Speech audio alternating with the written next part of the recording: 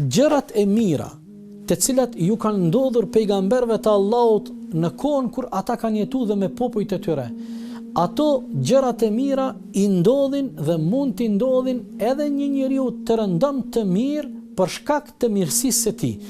Normalisht të jem sa më i qartë që të mos shkaktoj eventualisht ndonjë paqartësi apo ndonjë konfuzitet, ato mrekullit e jashtëzakonshme, fjala vjen pejgamberi alayhis salatu wassalam e ka nda hanën në dysh, Musaja a.s.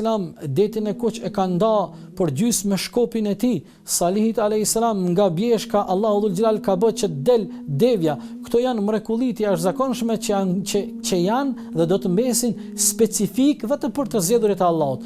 Mirë po, mirësitë dhe të mirat që në përgjithësi Allahu u ka ofruar pejgamberëve të Allahut dhe popujve të tyre, ai ligj dhe ai standard dhe ai parim vlen për çdo njeri të mirë, të rëndomt edhe në kohën tonë dhe deri në fundin e botës. Nga se është ligj prej ligjeve kosmologjike të Allahut, shpërblimi vije nga vet lloji i veprës. Dhe Allahu i madhreshëm në kapitullin Ar-Rahman thot për shembull, hal jazaa'ul ihsani illa al-ihsan. A thua vallë, e mira shpërblet vetëm se me të mirën. Do të thot, vepra e mirë shpërblet me të mirën. Sikurse vepra jo e mirë dhe e liga, vepra e keqe po ashtu e merr ato çfarë e meriton konform asaj vepre. Prandaj është më rëndësi që ne ta kemi këtë parim parasysh dhe të mos e harrojmë për asnjë moment.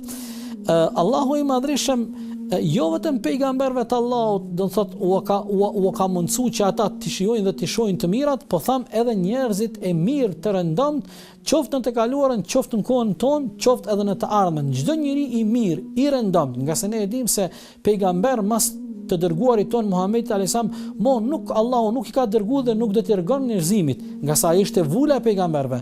Me të u përmbyll zinxhiri i gjatë i pejgamberisë. Mirë po, njerëz të mirë ka pasur dhe do të ketë deri në fundin e botës.